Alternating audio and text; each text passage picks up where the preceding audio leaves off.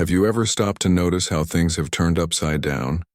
Maybe you were at a family party recently and felt that strange look when you refused a drink. Or you were called square for maintaining certain standards that were once considered normal.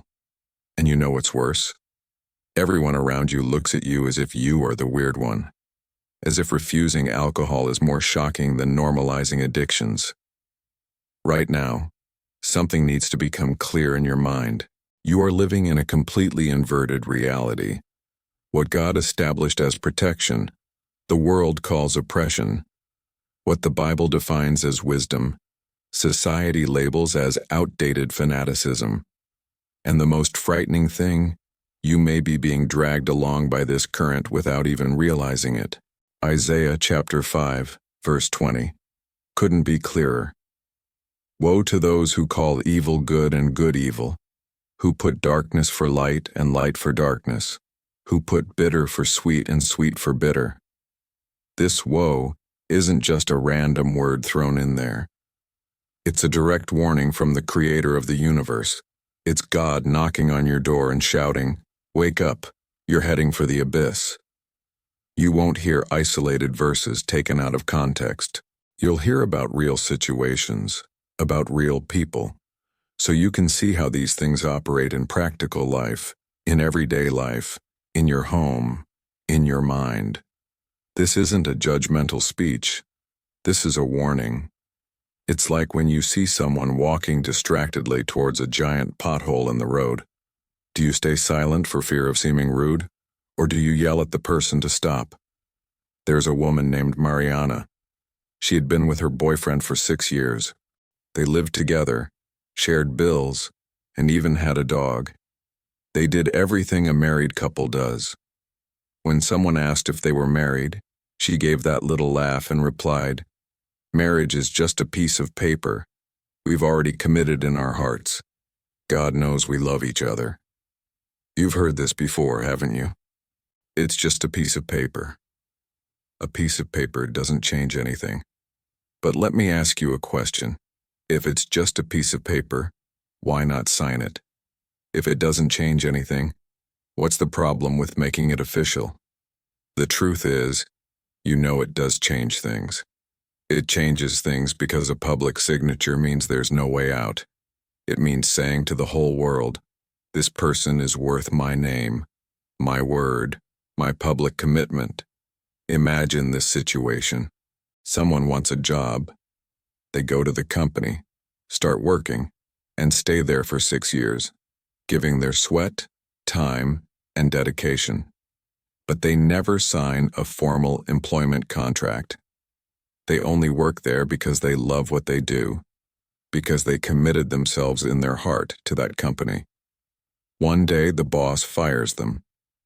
Does this person have any rights? None. Why?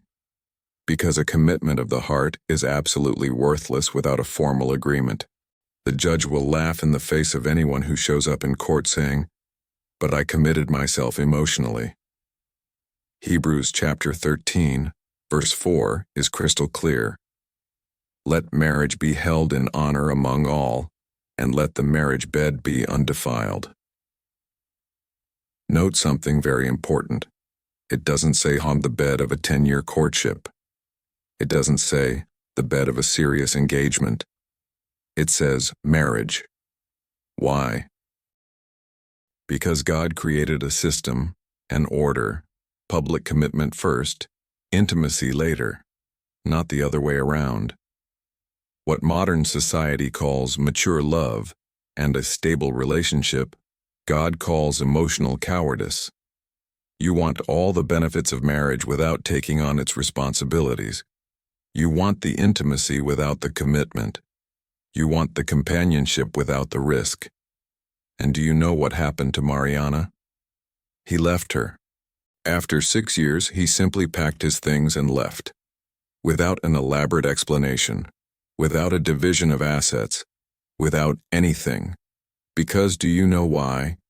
He never officially promised to stay. She called someone crying. Why did God allow this? And the answer had to be harsh. God didn't allow it. You chose to build your house on sand instead of building on rock.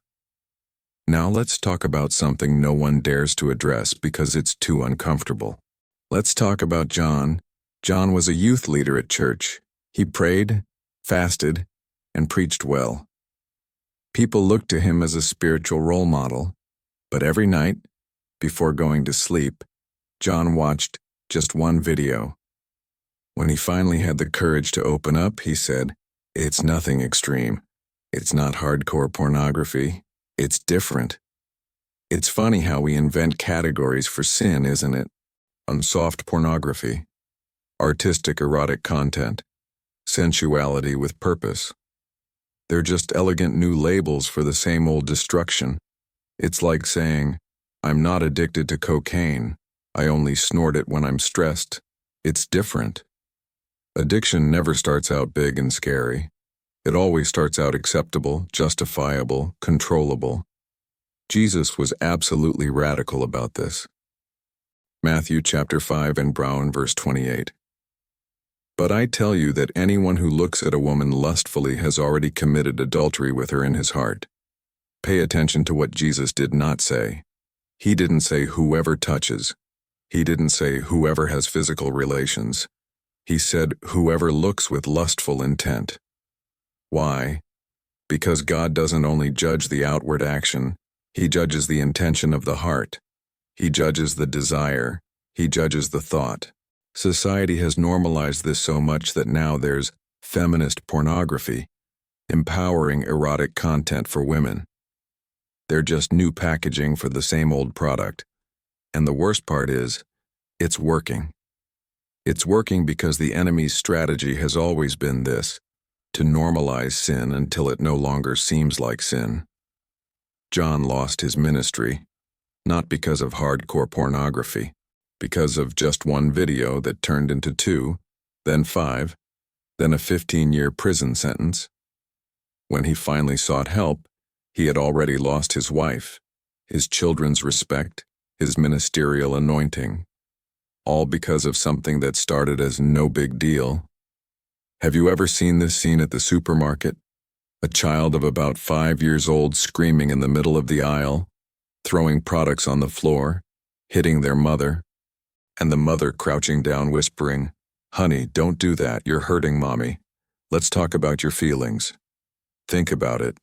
If you see a child running towards a speeding car, do you yell, "Stop," or do you calmly say, "Honey, the car might not like that. Let's talk about your choices"? It's obvious, isn't it?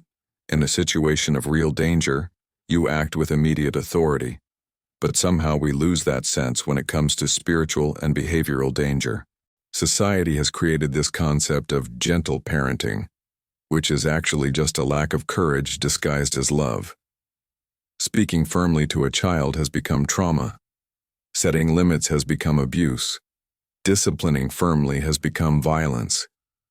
And meanwhile, an entire generation is being created that doesn't know how to deal with frustration, that doesn't respect any authority, that explodes in emotional collapse every time someone says no. Proverbs chapter 13, verse 24 leaves no room for creative interpretation. "He who spares the rod hates his son, but he who loves him is careful to discipline him." Notice how interesting this is.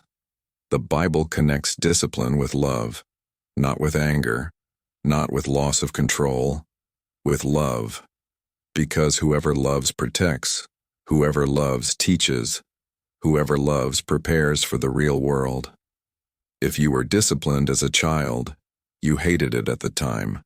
But today, if you have stability, if you respect authority, if you can wait for things, if you know that actions have consequences, be grateful for that.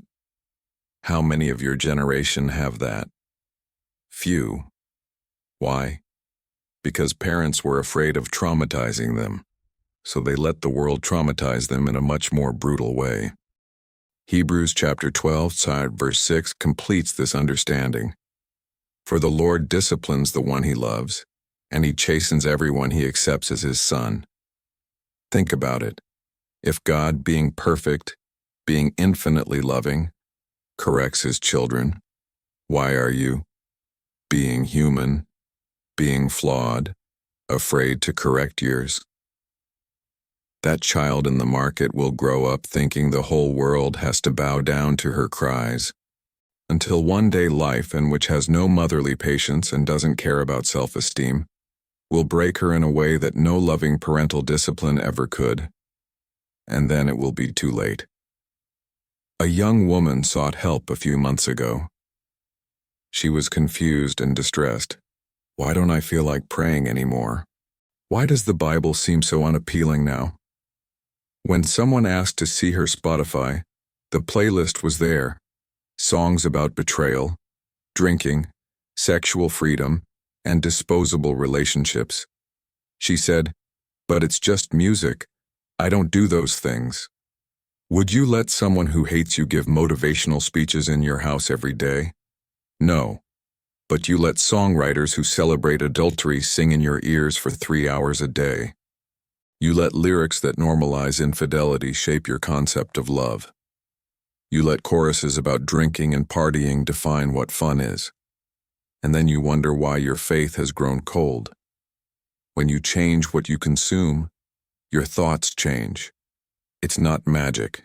It's logic. It's basic spiritual science. You become what you consume. Your brain doesn't differentiate between what you experience and what you repeatedly absorb. That song you sing in the shower is programming your mind more than you realize. Philippians chapter 4, verse 8.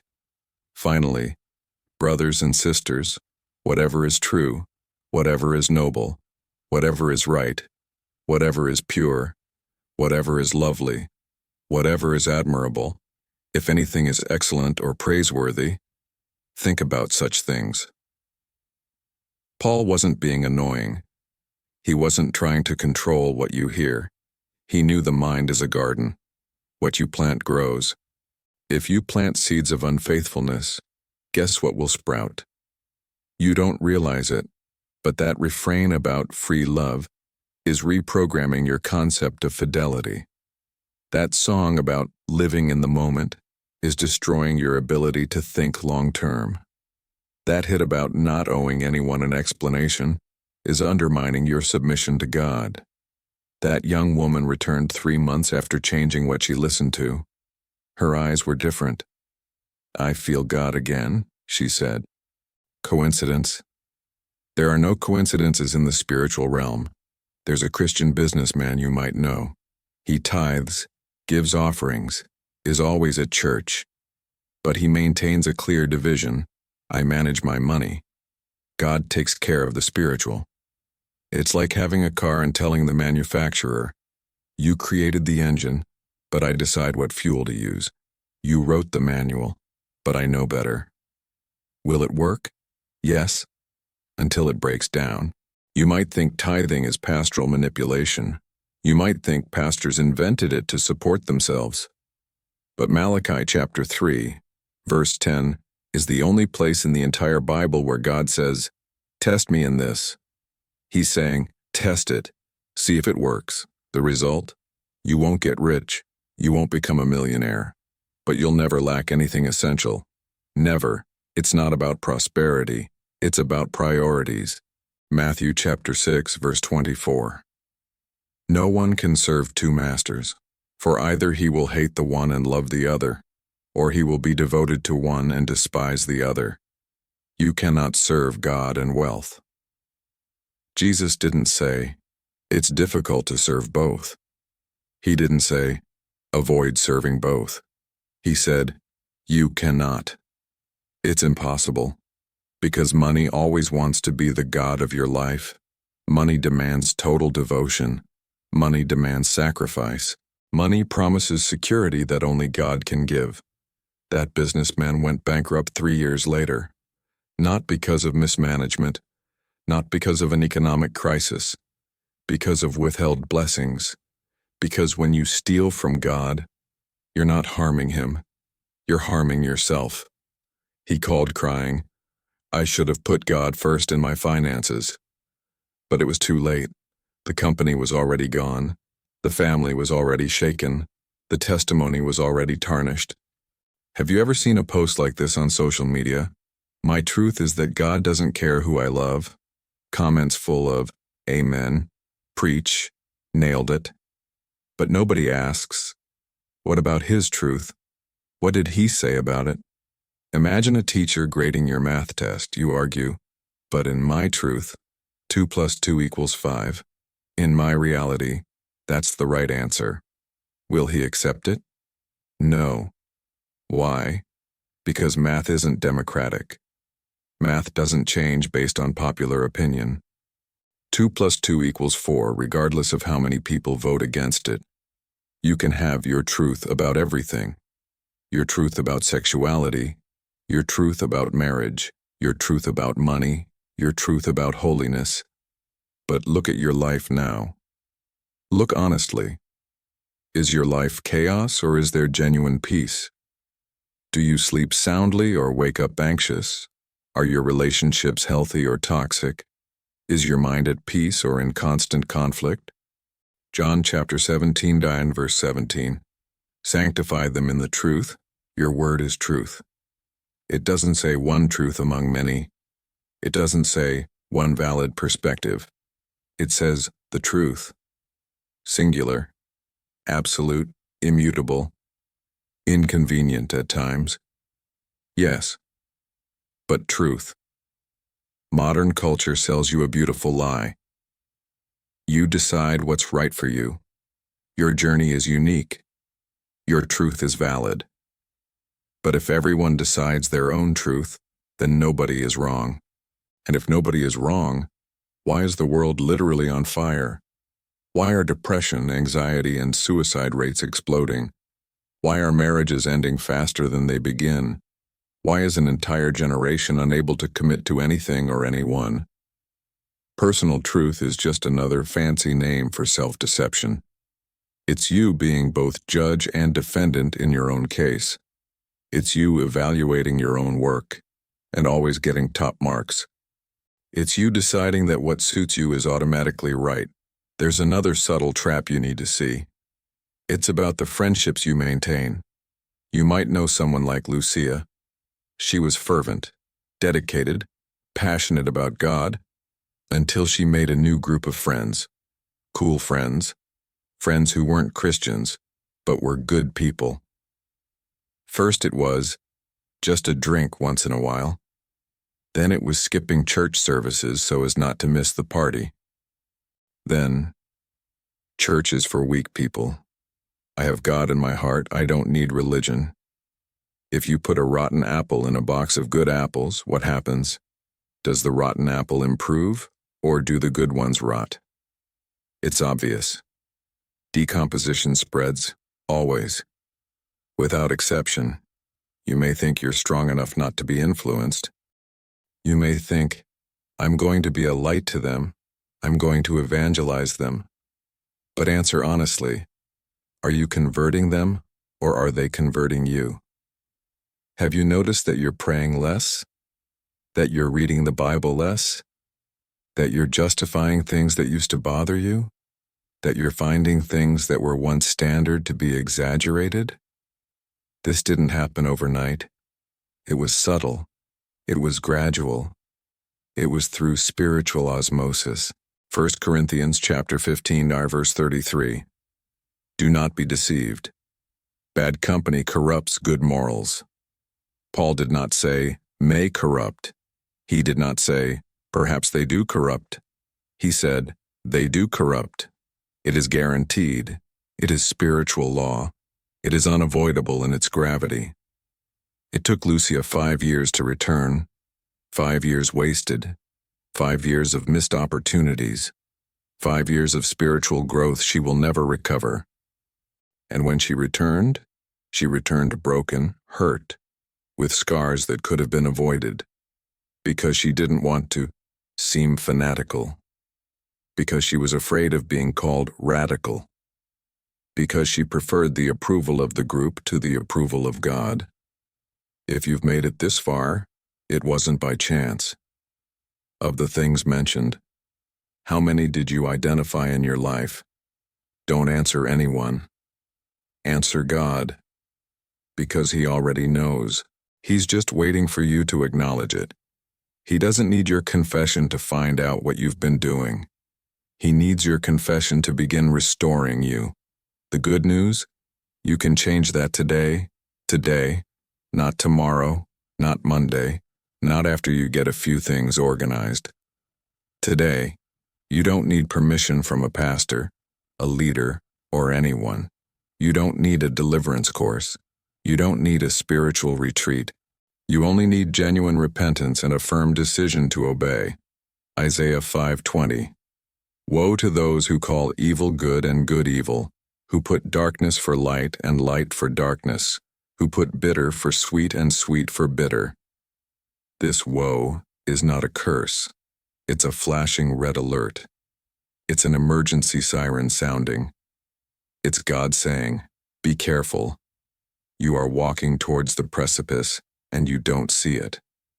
Being a Christian isn't about being popular. It never was. It never will be. Jesus didn't promise comfort. He promised persecution. He didn't promise applause.